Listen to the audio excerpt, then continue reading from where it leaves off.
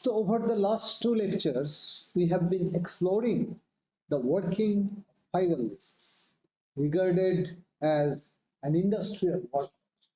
And today too, we continue our journey with this fiber laser. We know that if we take an appropriately cladded fiber and launch a ray of light on the core clad interface in such a way that the angle of incidence exceeds the critical angle, then this ray of light travels down the fiber core in such zigzag path, always experiencing total internal reflection every time it is incident on the core clad interface at an angle exceeding always the critical angle. And thus, guided by this judiciously cladded structure, this input beam, as we just saw, travels down the fiber core.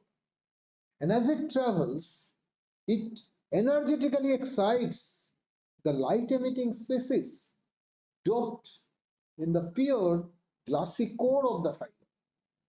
Just like what happens in a solid state laser that we have studied in great detail quite a number of weeks before when we studied solid state laser. In solid state laser, however, the gain medium is actually in the form of a cylindrical rod called the host, into which the light emitting species are doped. In this fiber laser too, the host is in the form of a glass strand of, if its diameter were a couple of centimeters, say 2 centimeters, and length is say 20 centimeters, quite typical of the operation of conventional solid state lasers. This diameter would be few micrometers to say millimeter, and length could be meters to even several kilometers. So that is the difference. But nevertheless, the light emitting species are embedded in this. So as the pump beam travels through this glassy core, the active atoms, that is the light emitting atoms, will absorb this light. Very qualitatively, the lasing that is based on a 4 energy level configuration can be described qualitatively this way. This is the ground state where in the beginning all the atoms are residing. This is the upper laser level, and this is the lower laser. The upper laser level is usually metastable in nature, so that the atoms or molecules, when they arrive here, they stay here for a long time, so the population accumulate here. Now, so if I draw it in a bigger scale, so this is a fiber, this pump beam has been launched, so it is traveling down the core by this zigzag paths, undergoing total reflection, total internal reflection. Every time it interacts with the, this is the clad This is the core. So every time it interacts with the core clad interface. Now we have our light emitting species docked into this glassy core. So this is the pump beam, appropriately chosen, of course. So its wavelength, we call it lambda p. So the photon of this wavelength, as it interacts with this species, as it travels down this fiber, will excite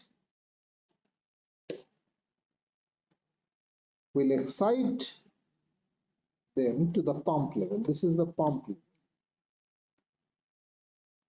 And then it very quickly relaxes. I'm not going into detail. The principal operation is like any other solid state level, relaxes down to the upper level. And as it comes down here, it will of course emit spontaneous photon and drops down to the lower level.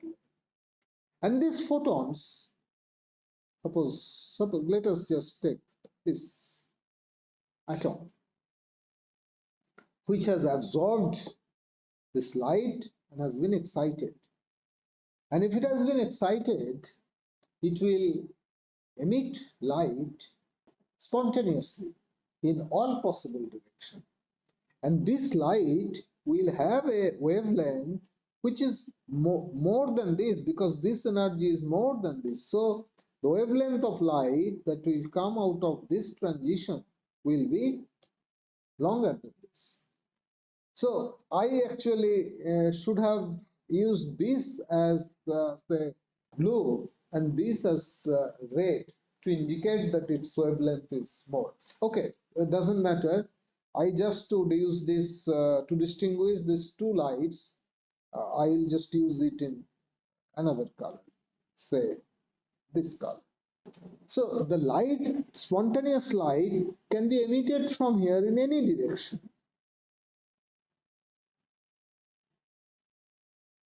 All these excited species which are lying in the upper level spontaneously emit light, and this light can travel in all possible directions. Now the light that will shine onto this interface at an angle again exceeding the critical angle. Now note one important point. The critical angle in the previous case for this wavelength, say we call it theta c1. And critical angle now in this case, because the wavelength has changed, the wavelength, let us say that this wavelength is lambda L. So this is lambda L.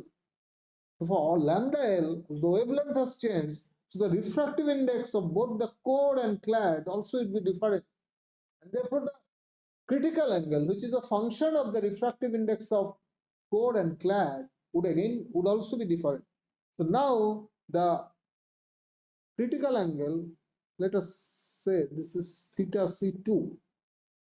So now if this angle of incidence exceeds theta c2, then this will again undergo total internal reflection as it would travel down this core. But this is the spontaneous light emitted from this transition. So what has happened? This pump beam is traveling through the fiber, and in the process it has excited some of the species which will perform as the light emitting species, and then they will, after they drop down to the upper level, they will emit spontaneous photon, which if is incident at the right angle, that is at an angle exceeding the critical angle on the core clad interface, would again travel down the fiber core without any spillage of energy through refraction. So then, summarizing then, a fraction of the photons spontaneously emitted by these excited dopant species. They have been excited by the pump photon that strike the core-clad interface at angles exceeding theta c. So we call this as theta c2. Will be trapped and guided in the core once again by total internal reflection, just as the palm beam was also being guided through total internal reflection. These spontaneous photons understandably perform the role of the seed photons for stimulated emission and can result in the amplification of light with appropriate cavity feedback. I hope you have understood the underlying physics of the operation of a fiber laser. That is, you have pumped, and the pump light you enter in a way that it is guided into the core of the fiber, and as it traverses down the core, it excites the light emitting species, and then they would spontaneously emit photons. A fraction of that would again shine onto the core clad interface at an angle exceeding the critical angle for that wavelength. Then they will perform the role of seed photons for triggering stimulated emission and would result in amplification of light the normal way it happens for any other laser, with appropriate, of course, with appropriate cavity feedback. However, before gaining deeper insight into the working of a typical fiber laser, we need to familiarize ourselves with the concept of the acceptance cycle. Let us see what is the acceptance cycle.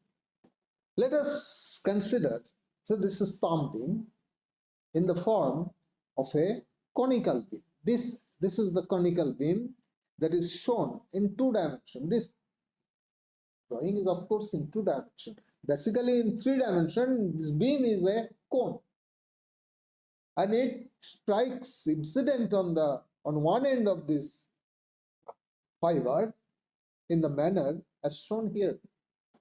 Let us pick up a ray A, which we call ray A, which marks the lower boundary of the incident light beam. This is the lower boundary of the incident light beam, and this ray is the upper boundary of the incident light beam. Now, this beam strikes this interface. This interface actually between this is usually it will be an air, and this is the fiber. So this is basically this is core, that is the glass. If it is a glass core, so this is glass. So this beam actually strikes this interface, air glass interface.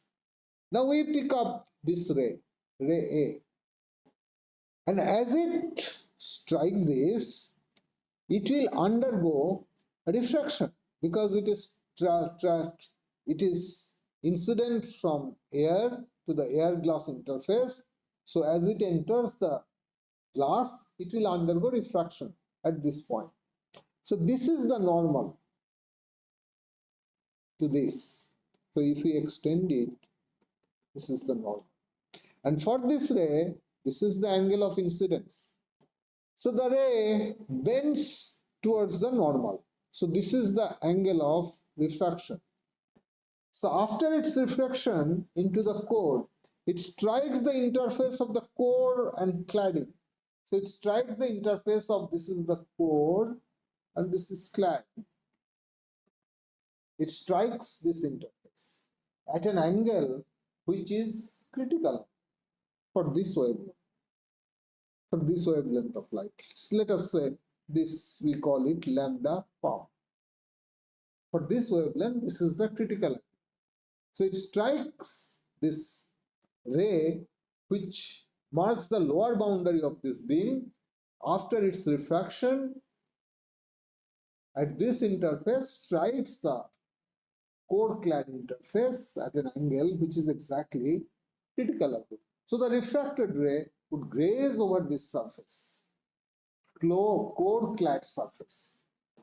Although not shown here, but we can easily show that this ray that defines the upper boundary of this beam, that is this ray, will also again undergo refraction here, and it can be shown that this ray too will fall on the other at an angle which is again theta c, that is the critical angle, and therefore would graze over it once again at the graze over the core clad surface.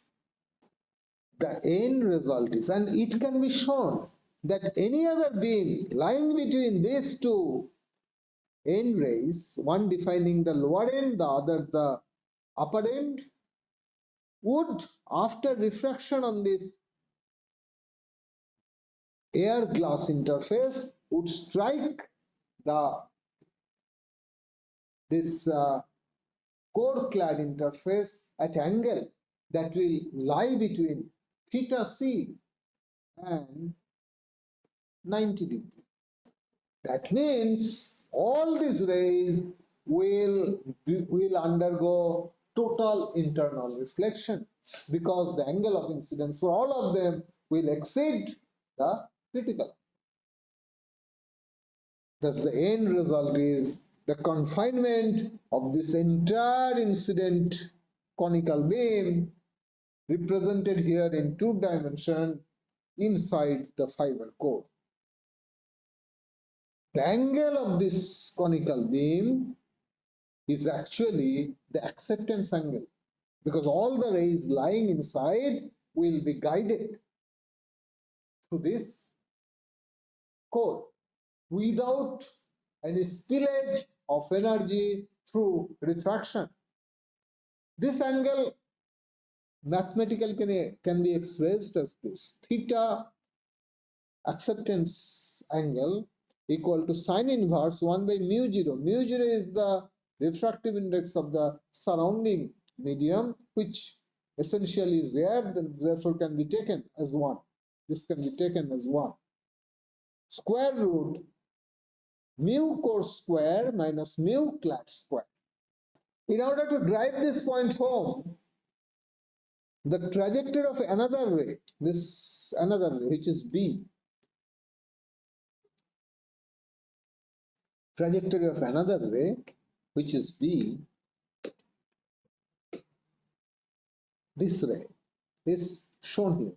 So this ray is incident at an angle which is this, and therefore it will be reflected at an angle which is more than that of ray A, and therefore strike, it can be easily shown the core clad interface at an angle which is less than critical angle, smaller than critical angle, consequently does not undergo total internal reflection, and a part of its energy spilled out through refraction. A part of this energy spilled out of the core as a result of refraction.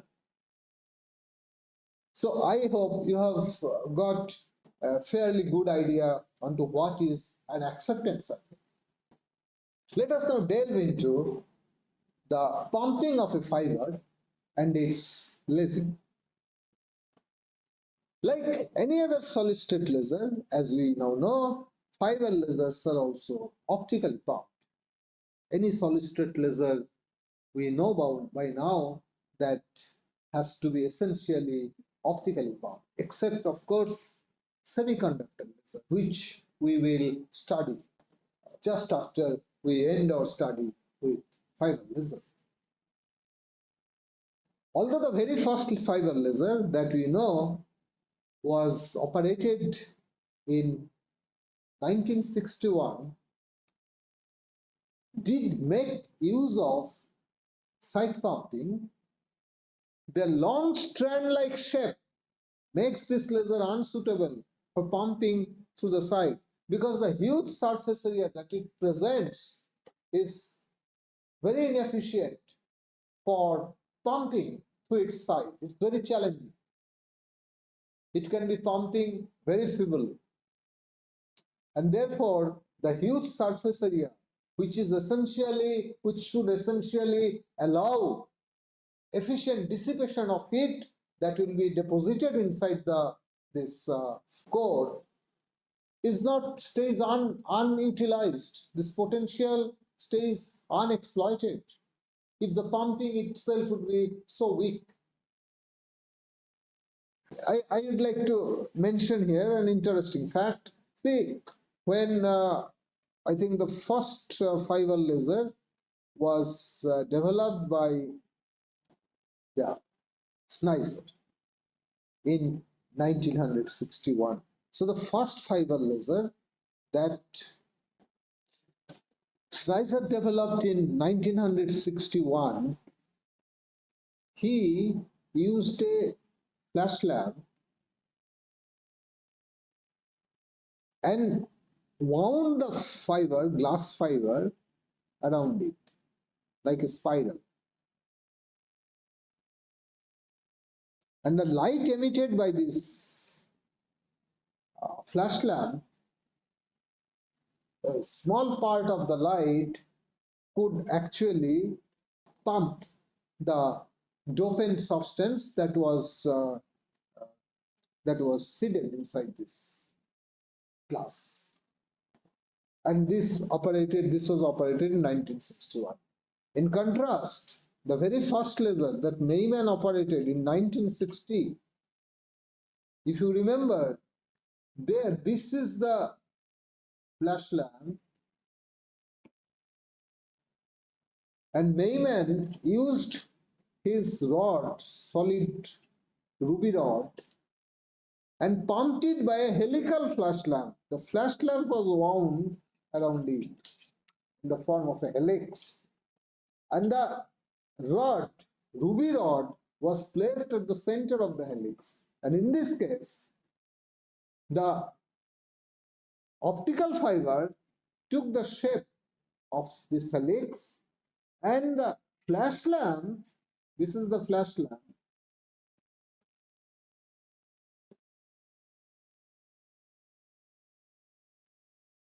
was wound around it in the form of a helix. Just for sake of mentioning it is of interest to note here. Achha, furthermore, the difficulty of coupling the divergent light emitted by a conventional source through the tiny end of the fiber. As I said, the fiber diameter can vary from few micron to a millimeter, sub-millimeter. It is so tiny that it will be difficult to couple the divergent light emitted by a conventional source through the tiny end of the fiber. It was primarily responsible for putting any serious research on fiber lasers on hold during the 1960s, 1970s, and also major part of 1980s. The advent of heterojunction diode laser, which is of course also called semiconductor laser, in the 1980s offered the prospect of transporting light efficiently through this tiny end of the fiber and led to the resurgence of interest in the research on fiber.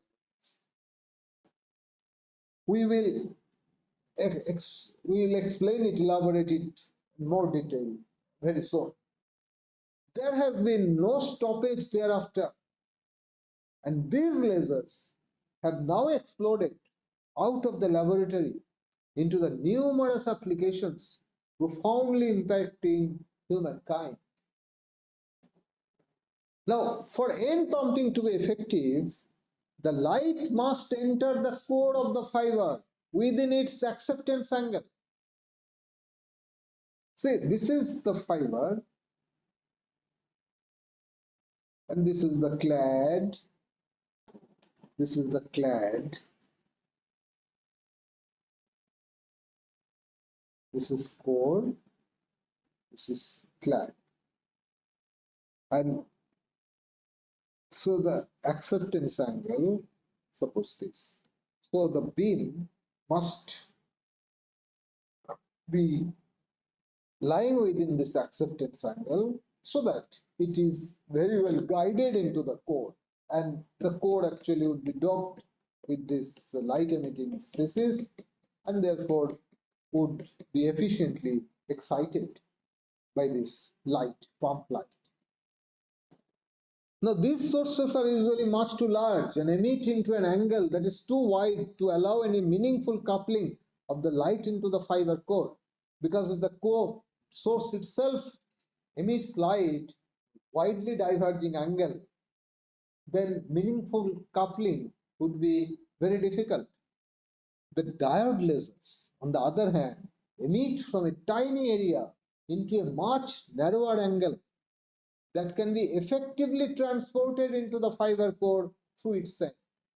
The diode lasers also is very tiny, the semiconductor lasers, and it really fits well as far as end pumping of the fiber would be concerned. Fiber is concerned. As we have seen, pumping by its side would be very challenging. So it has to be pumped through its end. But this very tiny area makes it very difficult to pump. But diode laser fits the bill because it also emits a very narrow beam of light. So once inside, the pump light, once it goes inside, as we know, we will be now guided through the length of the core by the phenomena of total internal reflection. For a diode laser of appropriate wavelength, the light will be gradually absorbed by the doped species as it travels down the fiber. I think I would end here today, and in the next class we begin right from here, and we'll see as to how this pump beam, as it from emitted from a semiconductor laser, as it traverses down the core of the fiber, how it eventually results in the generation of the fiber laser output.